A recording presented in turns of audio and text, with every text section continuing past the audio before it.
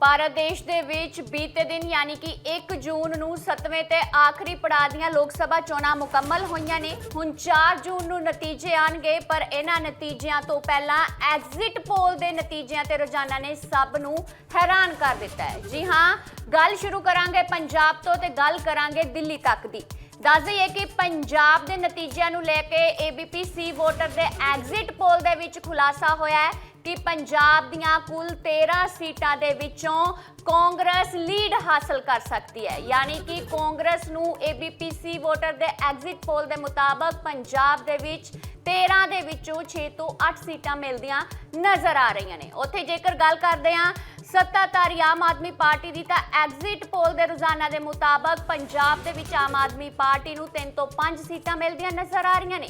ਇਸੇ ਤਰ੍ਹਾਂ ਗੱਲ ਕਰਦੇ ਹਾਂ NDA ਦੀ, ਯਾਨੀ ਕਿ BJP ਦੀ, ਜੋ ਕਿ ਪੰਜਾਬ ਦੇ ਵਿੱਚ ਆਪਣੀ ਭਾਈਵਾਲ ਪਾਰਟੀ ਸ਼੍ਰੋਮਣੀ ਅਕਾਲੀ ਦਲ ਤੋਂ ਵੱਖ ਹੋ ਕੇ ਚੋਣਾਂ ਲੜ ਰਹੀ ਸੀ। ਪਹਿਲੀ ਵਾਰ ਚੋਣ ਮੈਦਾਨ ਦੇ ਵਿੱਚ ਇਕੱਲੀ ਨਿਤਰੀ BJP ਪੰਜਾਬ ਦੇ ਵਿੱਚ ਖਾਤਾ ਖੋਲਦੀ ਨਜ਼ਰ ਆ ਰਹੀ ਹੈ। ਐਗਜ਼ਿਟ ਪੋਲ ਦੇ ਮੁਤਾਬਕ BJP ਨੂੰ ਯਾਨੀ ਕਿ NDA ਨੂੰ ਪੰਜਾਬ ਦੇ ਵਿੱਚ 1 ਤੋਂ 3 ਸੀਟਾਂ ਮਿਲਦੀਆਂ ਨਜ਼ਰ ਆ ਰਹੀਆਂ ਨੇ। ਪੰਜਾਬ ਦੇ ਵਿੱਚ ਚੌਤਰਫਾ ਮੁਕਾਬਲਾ ਸੀ, 4 ਕਾਰਨਰ ਫਾਈਟ ਸੀ, ਯਾਨੀ ਕਿ ਚੌਥੀ ਪਾਰਟੀ ਖੇਤਰੀ party Shiromani Akali Dal.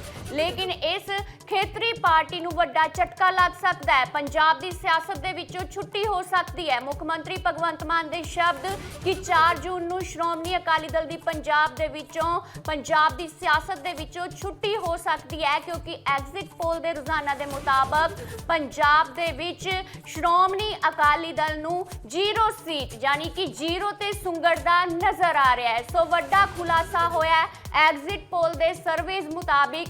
ABP voter ਦੇ ਐਗਜ਼ਿਟ ਪੋਲ ਦੇ ਮੁਤਾਬਕ ਪੰਜਾਬ ਦੇ ਵਿੱਚ ਖੇਤਰੀ ਪਾਰਟੀ ਸ਼੍ਰੋਮਣੀ ਅਕਾਲੀ ਦਲ ਨੂੰ ਵੱਡਾ ਝਟਕਾ ਲੱਗ ਸਕਦਾ ਹੈ। ਜੋ 1 ਸੀਟ MP ਹਰਸਿਮਰਤ ਕੌਰ ਬਾਦਲ ਬਠਿੰਡਾ ਤੋਂ ਨੇ, ਉਹਨਾਂ ਦੀ ਖੁੱਸ ਸਕਦੀ ਹੈ। ਸੋ ਇਹ ਹੋਈ ਹੈ ਪੰਜਾਬ ਦੀ ਸਿਆਸਤ ਦੀ ਗੱਲ, ਜਿੱਥੇ ਕਿ ਆਮ ਆਦਮੀ ਪਾਰਟੀ ਤੇ ਕਾਂਗਰਸ ਆਪਣੇ ਪੱਧਰ ਤੇ ਇਕੱਲੀਆਂ ਲੜ ਰਹੀਆਂ ਸੀ। ਇੱਥੇ ਗੱਲ ਖਾਸ ਇਹ ਹੈ ਕਿ ਆਮ ਆਦਮੀ ਤੇ ਕਾਂਗਰਸ ਪੰਜਾਬ ਨੂੰ ਛੱਡ ਕੇ ਦੇਸ਼ ਦੇ ਬਾਕੀ ਸੂਬਿਆਂ ਦੇ ਵਿੱਚ ਇੰਡੀਆ ਗੱਠਜੋੜ ਦੇ ਹਿੱਸੇ ਵਜੋਂ ਇਕੱਠੇ ਹੋ ਕੇ ਲੜ ਰਹੇ ਸੀ।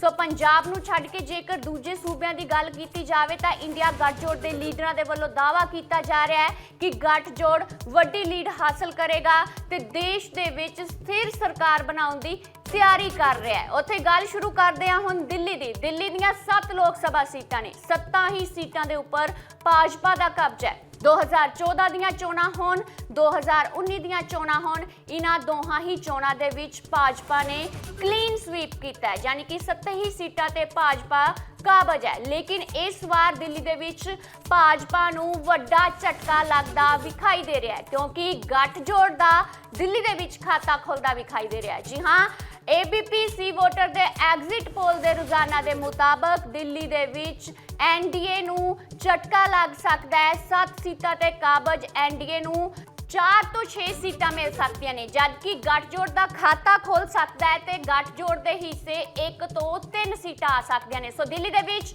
ਭਾਜਪਾ ਯਾਨੀ ਕਿ NDA ਨੂੰ ਵੱਡਾ ਝਟਕਾ ਲੱਗ ਸਕਦਾ ਹੈ, ਗੱਠਜੋੜ ਨੂੰ ਫਾਇਦਾ ਹੋ ਸਕਦਾ ਹੈ, ਗੱਠਜੋੜ ਦਾ ਖਾਤਾ ਖੁੱਲ ਸਕਦਾ ਹੈ। ਸੋ ਇਸ ਸਾਰੇ ਸਮੀਕਰਨ ਦੇ ਮੁਤਾਬਕ आओ देखते हैं साडे सीनियर जर्नलिस्ट की एक खास रिपोर्ट। इस वक्त आप देख रहे हैं देश का पावर सेंटर राजधानी दिल्ली, और यहीं पर ये नया संसद भवन है जहां हर नेता पहुंचना चाहता है, जो उसकी मंजिल है।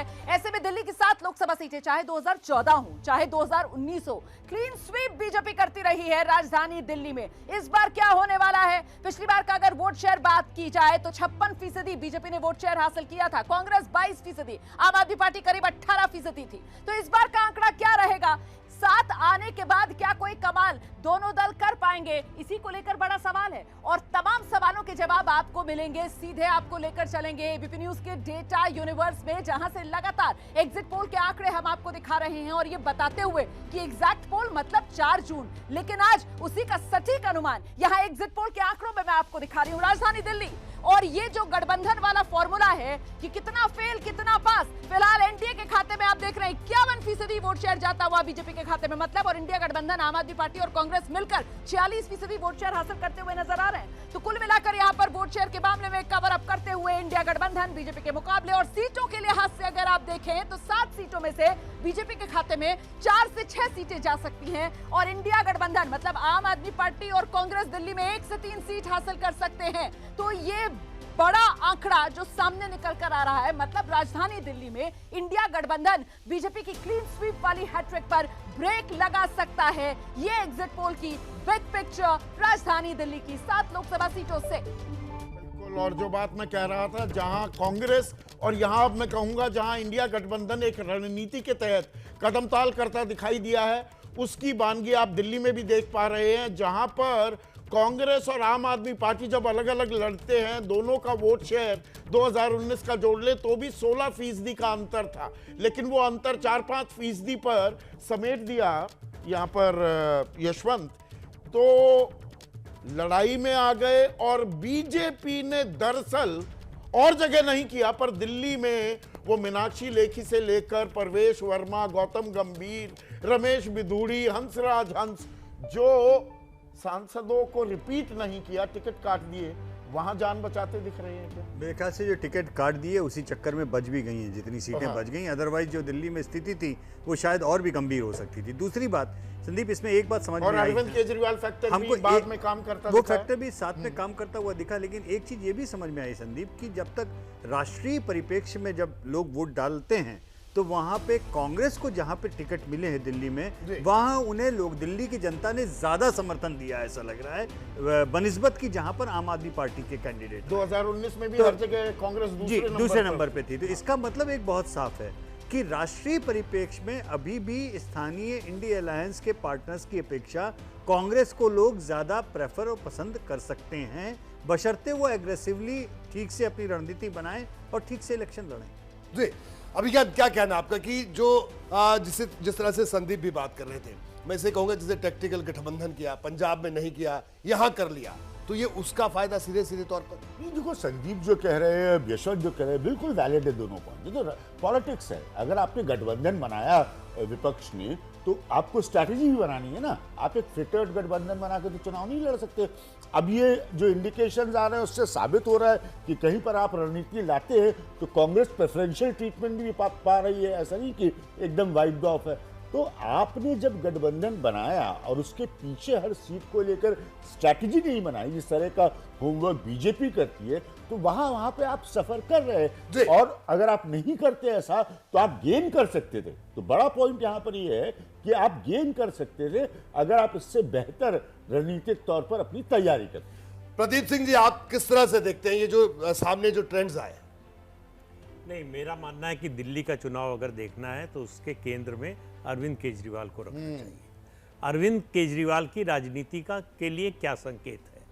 ये लगातार तीसरा चुनाव है जब दिल्ली की जनता राष्ट्रीय राजनीति के लिए अरविंद केजरीवाल की तरफ नहीं देख रही। तो ये जो अभी यशवंत ने बात बताई कि जहां जहां कांग्रेस का कैंडिडेट है वहां कांग्रेस को ज्यादा वोट मिल रहे हैं, इसका मतलब जो 2 नेशनल पार्टीज हैं राष्ट्रीय राजनीति के लिए दिल्ली का मतदाता उन्हीं की तरफ पर एक देखता है। छौंक भी होता है क्या अरविंद केजरीवाल को 21 दिन की अंतरिम जमानत जो मिल गई और एक वो विक्टिम कार्ड खेला, और अरविंद केजरीवाल देखिए प्रचार के माध्यम में, ये मेरा मानना है गलत भी हो सकता है कि अगर कोई प्रधानमंत्री नरेंद्र मोदी का मुकाबला कर सकता है वो अरविंद केजरीवाल है, तो वो छौंक लगाने में कामयाब हुए।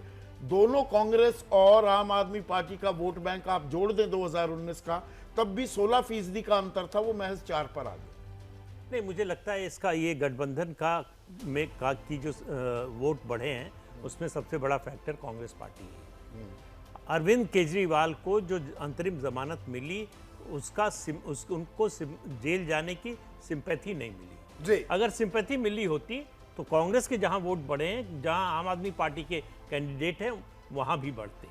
इसका मतलब है कांग्रेस पार्टी ने इस गठबंधन में जो झुककर गठबंधन किया उसका नुकसान गठबंधन जो ये 3 सीटें आप बता रहे हैं 1 से 3 आ सकती हैं इंडिया गठबंधन की, उसमें आम आदमी पार्टी की कितनी सीटें हैं या कांग्रेस की कितनी है? मैं यही कहना चाह रहा था कि जो 1 से 3 वाली गठबंधन है, दरअसल जो 2 उसमें बीच का फिगर है, अगर आप ऐसे देखें दोनों ही वो दरअसल कांग्रेस के हिस्से की सीटें हैं। यही मैं कहना चाह रहा था, क्योंकि जो बाहरी दिल्ली और दक्षिण दिल्ली और इधर वाला इलाका है उसमें बीजेपी का वोट शेयर का मार्जिन बहुत ज्यादा है। जी जी।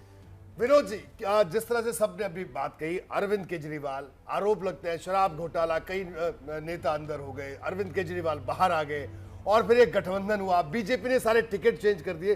तो आखिरकार दो बातें यहां पर अभी जो पूरी चर्चा में निकल कर आई कि अगर राष्ट्रीय राजनीति की बात आती है तो मतदाता कांग्रेस की तरफ देख रहा है, आम आदमी पार्टी की तरफ नहीं देख रहा है, या ये गठबंधन करके ये स्थिति में पहुंचे, आप किस तरह से देखते हैं? नहीं, ये तो गठबंधन तो 2024 में हुआ है, लेकिन 2019 के भी अगर आंकड़े देखें उसमें भी कांग्रेस का वोट शेयर ज्यादा था आम आददमी पार्टी से। तो निश्चित रूप से राष्ट्रीय राजनीति की जब बात होगी तो राष्ट्रीय दल को लोग प्रेफर करेंगे। ये दिल्ली का सच है, दिल्ली कॉस्मोपॉलिटन शहर है, दिल्ली उस तरह से एक क्षेत्रीय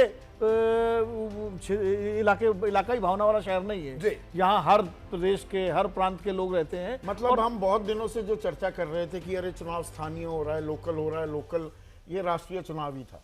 नहीं, राष्ट्रीय चुनाव तो था। हाँ। दिल्ली में ज्यादा राष्ट्रीय चुनाव हो जाता है। हाँ। क्योंकि दिल्ली में जो डेमोग्राफी है वो बिल्कुल नेशनल डेमोग्राफी है। यहाँ दक्षिण भारत के भी लोग हैं, उत्तर भारत के भी हैं, पश्चिम पूर्वी सब हैं। तो वो जो एक दिल्ली पना जो था, जो पहले हुआ करता था, आज से 30 साल पहले, 40 साल पहले, जब मदन लाल खुराना और एचकेएल भगत का जमाना था, पंजाबी दिल्ली जो थी, या पंजाबी दिल्ली या वैश्यों की दिल्ली जो दरियागंज वाली दिल्ली थी, अब वो दिल्ली बदल गई है। दिल्ली अब राष्ट्रीय राजनीति का जो केंद्र बन गया है। तो देखिए, विधानसभा चुनाव हुए 2019 में, तो कांग्रेस को एक भी सीट नहीं मिली और 19 में लोकसभा में ज्यादा वोट मिला। तो इसका मतलब राष्ट्रीय राजनीति में या तो बीजेपी या कांग्रेस, ये प्रेफरेंस दिल्ली के लोगों का है।